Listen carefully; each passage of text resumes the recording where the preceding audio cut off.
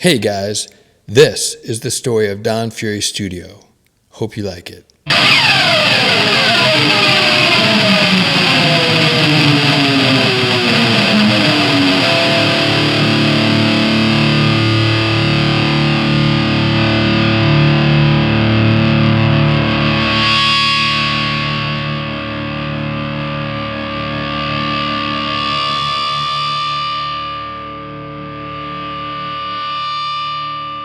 1998 started out pretty great. I had a major management deal with Sandy Robertson and World's End America.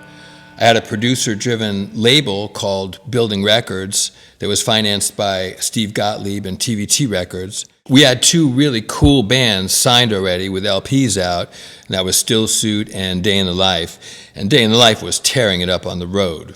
And I had just signed and produced a record for post-hardcore band A Day for Honey. That was Tracy Jorg, Larry Gorman, Anthony Diudo, Ed Chiappa, and Frank Michael for Building Records. And in spring of 1998, I got to do a major label project in Japan for a band called Switch Style. Switch Style used to be a punk hardcore band, and then they switched their style to rock alternative. And I got to go do this record. I got to choose the studio we worked in Japan. And we drove down the coast to Shizuoka Prefecture, and it was the most beautiful drive you could imagine. And the studio had the most beautiful Neve console you could imagine, which is why I chose it. On the way back from Japan, I got to stop off in Hawaii for a week, which was awesome. And then the band actually flew to New York, and we mixed the record in New York at Platinum Island. They just had lots of money to spend. And at the end of the spring, Steve Gottlieb re-upped my deal with TVT Records for my third and final year of my deal. And I thought that was a good sign. It seemed to me like, okay, TVT wants to, make some more records and see if we can make this thing work over the third year. My label, Building Records, didn't have enough money to sign an already established band. The only band that we tried to sign that had a track record was Bouncing Souls, and we made a serious offer to sign Bouncing Souls, but then they went out to the West Coast and basically doubled what Building Records could do. So the bands I was signing were young and very new. The only band with any kind of a track record that signed to Building was Still Suit. Still Suit had a double EP out with Wreckage Records called Green Spock Years, which was received really well and had tons and tons of great reviews. But both our other bands, Day in the Life and A Day for Honey, were brand new when they signed to Building Records. TVT had zero experience dealing with young post-hardcore or hardcore bands. They weren't a hardcore or post-hardcore label. I thought TVT's radio department was really quite good. They got Still Suit and Day in the Life a lot of exposure on college radio, so I give them a lot of credit. But TVT's promotion department really had no clue and was really quite lame. For instance, the Still Suit record came out without a single fanzine ad being booked for like months. So we lost all the momentum of the record at the speed of light and all the momentum from the great reviews on Green Spock Years as well. And when I finally realized the problem and brought it to the promotion department, they were annoyed that I was approaching them. The cracks were starting to show. And what was even worse was that by the time the A Day for Honey record dropped, it dropped with zero promotion. I mean, nothing, no ads anywhere. It was a disgrace. And that's a real shame, because they were a post-hardcore band with a female vocalist, Tracy Jorg. They could have done really fantastic on a college circuit, and by their second record, they might have been one of Building Records' best bands.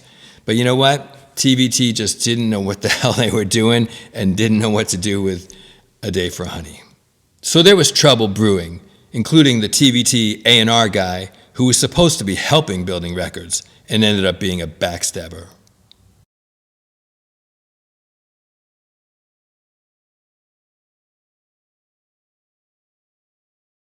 I booked a show for all the Building bands at Coney Island High, along with Error Type 11, as a promotional event. And at that show, I met Daryl Palumbo and Justin Beck from the band Glassjaw. Those guys were really into the idea of building records and really wanted to talk to me and have me come down and work with the band. So after a couple of meetings, I decided I would work with the band, and the result was phenomenal. We did 10 demos over the summer of 1998, and honestly, most of them could have been released exactly how they were. They were that good. And I would become their biggest advocate over at Building TVT Records. I could not get the people at TVT to understand what a powerhouse Glassjaw was going to be. I must have been in Steve Gottlieb's office at least 3 times, practically begging to let me sign this band. And TVT was like, "We don't get it." I'm like, "Dudes, you don't have to get it. You hired me to get it. Let me sign this band." But TVT just didn't get it. And around that time, Steve Gottlieb must have looked at his balance sheet on these first 3 records and was like, "Hey, I'm not making any money on this label. I think it's time to chop it off." And that's exactly what he tried to do. Even though he had re-upped me for my 3rd year, he cut off the money and started choking Building Records. So me and Steve ended up in New York State Supreme Court for 3 years, and none of the 3 bands ever made another record, which was a crying shame.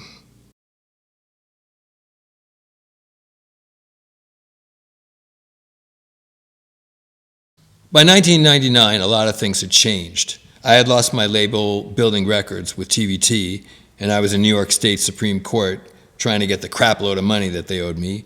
And a lot of the hardcore bands and post-hardcore bands that had signed to major labels had run the course of their deals also.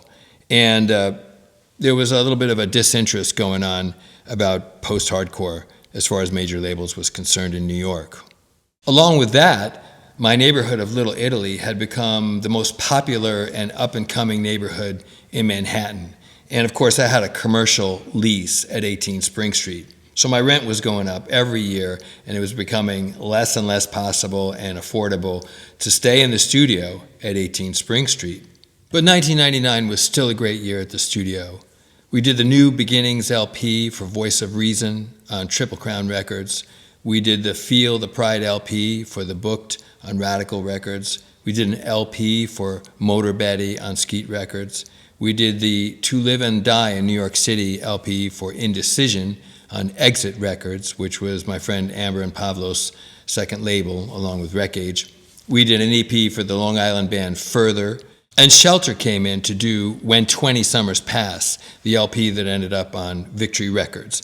That was really fun to have those guys back in the studio again, and it's a great record. Thinking back about it, the title of the Shelter record, When 20 Summers Pass, is amusing because when we made that record, I had been at 18 Spring Street for 20 summers. By 2000, it was pretty clear that I wasn't going to be able to afford to keep the studio at 18 Spring Street, which was nerve-wracking, and I was in a panic about it. But we didn't stop working. I signed a very cool sort of alternative punk band from Santa Fe, New Mexico, PINTSIZE, and we did a full-length LP. We also did records for Crash and Burn on Road and Popsicle Records, and probably the last record we did at 18 Spring Street was this year's Model for Law of Inertia.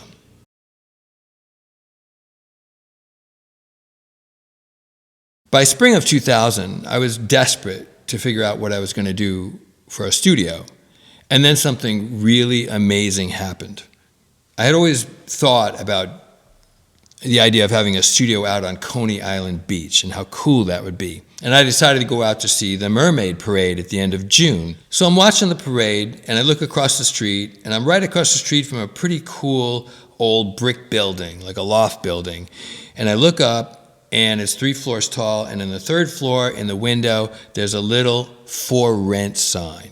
It was a 2,500 square foot loft overlooking the whole Coney Island amusement park and the Atlantic Ocean.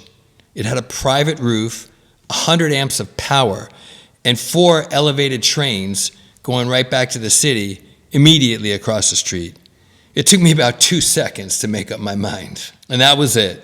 2 months later, I sold what was left of the lease at 18 Spring Street to a few guys who wanted a recording studio. Then I packed the whole studio into a truck and moved it all out to Coney Island Beach.